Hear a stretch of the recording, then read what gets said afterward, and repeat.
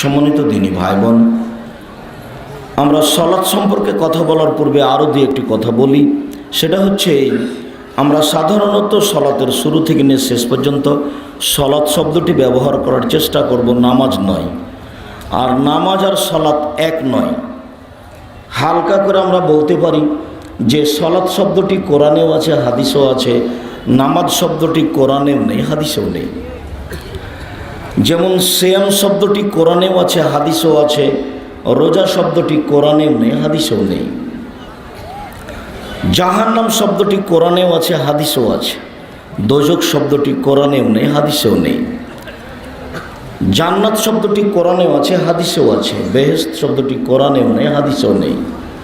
আল্লাহ শব্দটি কোরআনেও আছে, হাদিসেও আছে। খোদা শব্দটি কোরআনেও নেই, হাদিসেও নেই। এগুলো এমনিতেই চলছে। যেহেতু এদেশের মাটিতে বক্তব্যের জগতে এমন একটা আশ্চর্য জগতে এক শ্রেণীর মানুষ দিন প্রচারের নামে অবস্থান করছেন যাদের বিদ্যা লাগে না। আমি আপনাদেরকে দীর্ঘদিন থেকে বলে আসছি, বক্তৃতার জগৎ এমন একটা জগৎ যার থুঁতির জোর সেই বক্তা, এবং অন্ধভাবে সমাজ তাকে মূল্যায়ন করেও আসছে, যা আমার চোখের সামনে ঘটে আসছে।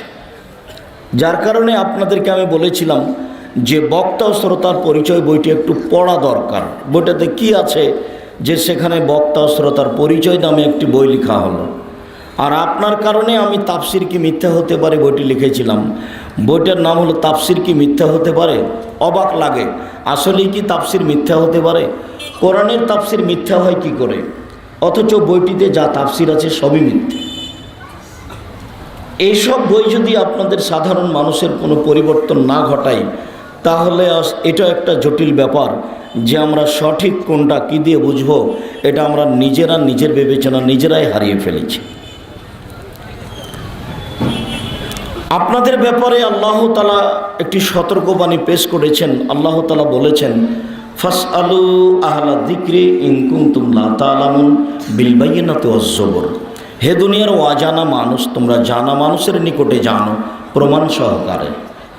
প্রথমত আল্লাহ আপনাদেরকে বলছেন জানা মানুষের নিকটে জানতে হবে। তাহলে একটা মানুষকে দাওয়াত দিতে হলে 2-4-5 জনকে জিজ্ঞাসা করতে হবে আসলে উনি জানেন কি না। দয়াল চান হলো এদেশের একজন আলোচক। তা আসলেই আমরা যাকে দাওয়াত দিচ্ছি জাতির সামনে খাড়া করার জন্য, তারা আসলে কোরআন হাদিস বুঝে কি না, এইটা অন্তত যারা বাস্তবায়ন করেন তাদেরও বিবেচনা থাকা উচিত। প্রথমত জরুরি কথা আল্লাহ বলছেন জানা মানুষের নিকটে জানতে হবে।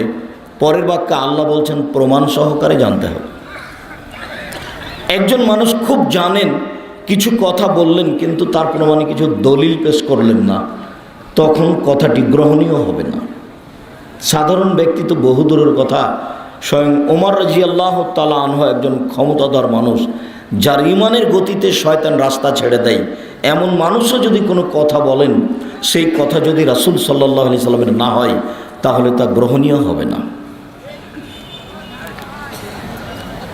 সম্মানিত দিনী ভাই বোন, আমি আপনাদেরকে আলেম ওলামাদের পক্ষ থেকে একটি হাদিস বলতে চেয়েছি, যা রাসূল সাল্লাল্লাহু আলাইহি সাল্লাম বলেছেন, যারা দ্বীন প্রচার করেন তাদের ব্যাপারে রাসূল সাল্লাল্লাহু আলাইহি সাল্লাম বলেন, বাল্লিগু আন্নী ওয়ালা আয়া। আমার একটি কথা জানা থাকলে অন্যকে বলো। আমার একটি কথা, একটা লোক বাম হাতে পানি খাচ্ছে, চা খাচ্ছে, আপনি দেখলেন যে এটা কেমন হলো, খেতে তো ডান হাতে হবে, তখন আপনাকে বলতে হবে জনাব ডান হাতে পানি পান করেন, বাম হাতে শয়তান খায়। তাহলে আপনার একটা কথা জানা আছে, কথাটা আপনি আরেকজনকে পৌঁছিয়ে দিলেন। এই কথা রাসূল সাল্লাল্লাহু আলাইহি সাল্লাম বলেন। তিনি বলেন, ওয়াহাদ্দিসু আন বানি ইসরাঈল ওয়ালা হারাজ। বানি ইসরাঈলের কাহিনী বলো, কোনো দোষ নেই। বানি ইসরাঈলের কাহিনী সত্য মিথ্যা আছে। রাসূল সাল্লাল্লাহু আলাইহি সাল্লামের হাদিস যেমন জাতির সামনে সত্য মিথ্যা দুটাই এসে আছে। আমরা সাধারণত যেসব হাদিস বলে থাকি সেসবগুলো সহিহ হাদিস বলেই বলে থাকি, কিন্তু হুব্বুল ওয়াতান মিনাল ঈমান, দেশকে ভালোবাসা ঈমানের অঙ্গ, এটাও তো হাদিস। এটা সত্য কি না সেটা দেখতে হবে। উতলুবুল ইলম ওয়ালাউ কানা বিসসিন, শিক্ষার জন্য যদি চীন যেতে হয় তবুও যাও, এটাও তো হাদিস। এমনভাবে জিকির করো জিকির করছে যে তাকে যেন দেখে পাগল মনে হয়, এটাও তো হাদিস। আদম আলাইহিস সালাম ভারত থেকে হজ করতে গেলেন 60,000 বার, তো এক বছরে একবার হজ হয়। তো আদম আলাইহিস সালামের বয়স তাহলে স্বাভাবিকভাবে ধরে নিতে হবে 60,000 বছর, না হলে 60,000 বার তিনি হজ করতে যাবেন কি করে? যেগুলো হাদিস আমাদের সামনে আছে সেগুলো সব হাদিস ঠিক কি বেঠিক যারা জানা মানুষ তাদের কাছেই জানতে হবে। শতদিন আপনাদের সামনে আমি বলে আসলাম যে মুকসেদুল মুমিন বইয়ে একটা হাদিস আছে যে 1 ওয়াক্ত নামাজ কাজা করলে 80 হোক বা জাহান্নামে থাকতে হবে।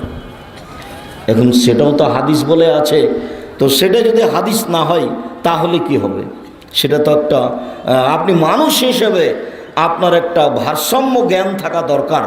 আপনি মাছ দিয়ে ভাত খেলে কাঁটা ফেলে খান, এইটুকু জ্ঞান যদি থাকে তাহলে এটা যদি হাদিস বা হাদিস না হয় তাহলে তার একটা বিবেচনা থাকা দরকার।